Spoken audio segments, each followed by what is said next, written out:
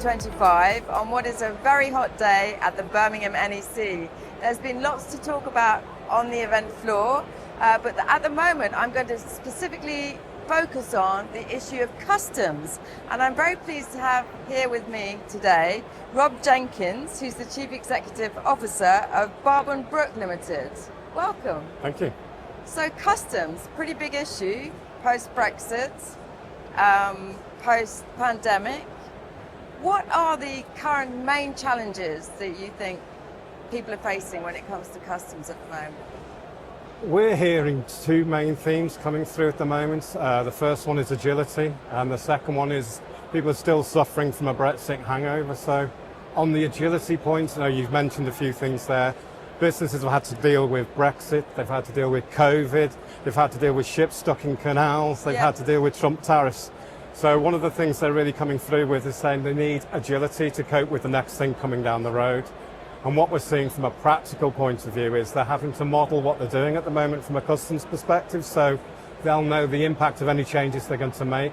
And then they're modeling all the alternatives that they have available to them, which levers they can pull and pass to deal with these new things coming down the road, looking at the costs, the implementation time, the pros and cons. So they want to be ready now for the next thing that hits them rather than having to address that in the middle of the next crisis. Right, and I imagine it's quite difficult to find all of the information that you need easily. It is. I mean, at the moment, most of the information sits outside of the organisation, so they're having to fish around for this, that and the other. We do have a tool I can tell you about a little bit later on that helps them deal with that one. But yeah, getting the information to model these things is a very big challenge.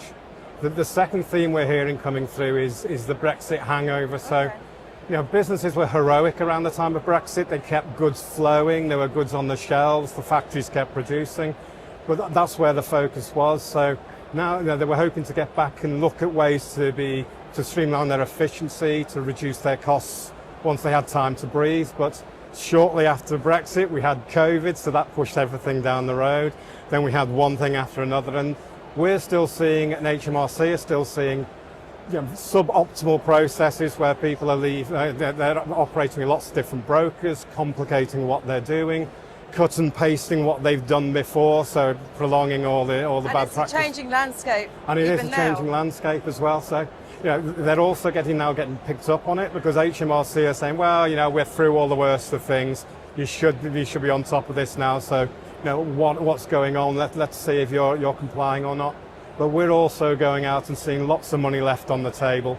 People are overpaying customs duties because they haven't really had a chance to sit back, take a deep breath and look at the options open to them. And why do you think that is? Why have organisations not been able to gear up enough? I think they've moved on. I think they're just moving on to the next crisis, and they're not circling back to this. To say it's a very uncertain world, isn't it? So very difficult to get the necessary people in the room to go back and look at something which most people think is done and dusted. And perhaps customs comes strangely low on their list of priorities when they're thinking about how to adapt? I think it does. I mean, I've been in this game for about 30 years now, and we used to have to explain what customs duties were back in the day, but now we've had Brexit and Trump, everybody knows about them. But they see the crises passing, so they move on to the next thing, and it loses attention.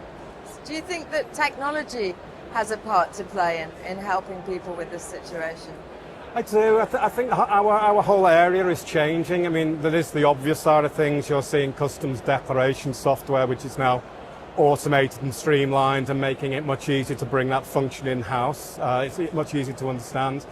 But a bit of a shout out to customs on this side as well. Our customs authorities is a global leader in making data available to businesses. Not many people know it, and not many people avail themselves of that. I think it's only 5% actually take the data. But customs are going to make that free from next year. So I imagine the use cases for technology are going to explode from that point. I mean, we've got some analytics software I can talk about, but we're going to see more analytics, more audit technology, more AI, and explaining how customs works to the people who aren't necessarily subject matter experts. So that's an exciting place to be. So you've used that word AI. What part does AI play in helping people through this? Well, there's a number of ways. I mean, at the moment we're going to become more and more data enriched, but the data comes in from various different sources. Very difficult to understand. The AI is great at seeing the patterns in the data. The AI, you've seen ChatGPT, is wonderful at taking something from a very dry topic to tell me what that means. So it's tying into the materials behind this, the thought pieces, the knowledge spaces, and making that a bit more accessible to people who are using it. Do you think people are a bit worried about AI? I think so. I mean, there's a lot of hype, isn't there?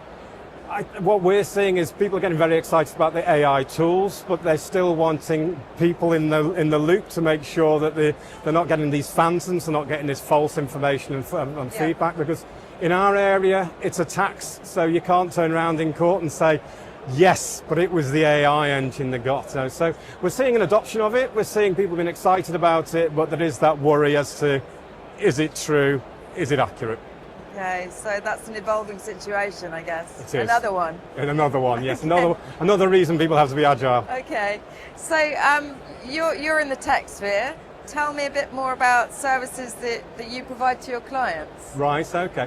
So Barbourne Brook, we set up in 2020, and we really started as a custom consultancy. Okay. So we've been working with large businesses to do three things.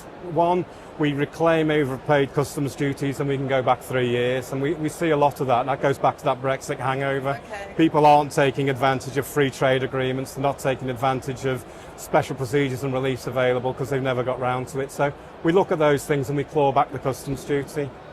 Secondly, we reduce ongoing costs. We look at where they're spending and saying, is that the best way of doing things, and benchmark them against best practice, and that takes millions of pounds out of the supply chain. And then the third thing we're doing, and it comes back to there's so many things going on, is we're protecting them, so the regulations change every 5 minutes. The businesses change every 5 minutes, so if we put a solution in, it's probably going to be outdated in 12 months if we don't stay on top of things. Quickly. So we're partnering with them going forward to make sure that what we put in place the first time round stays relevant. So that must mean working very closely with their team. It does, yeah. We see ourselves as an extension of them.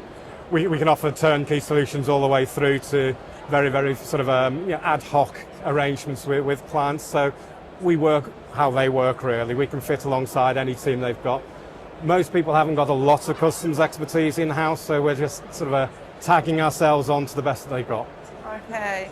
And do you have any developments in the pipeline? You've been talking about all these challenges. Do you have any solutions for people? Yeah, we do. I mean, we're pivoting we're pivoting away from the consultancy side. We've developed a customs analytics tool, which is proving really, really useful, and the clients love it. But we've been speaking to the clients, and we've been taking more ideas from the customs consultancy world, and we got 101 ideas of things that we want to do. So we're changing this from being an analytics engine to something that's more like an AI customs assistant. Okay. We're going to be looking at exports as well as imports. We're going to be looking at global trade rather than just UK imports. We're going to be bringing in audit tools so you can prove to the customs authorities that you check these transactions and you've taken all the necessary steps to do that.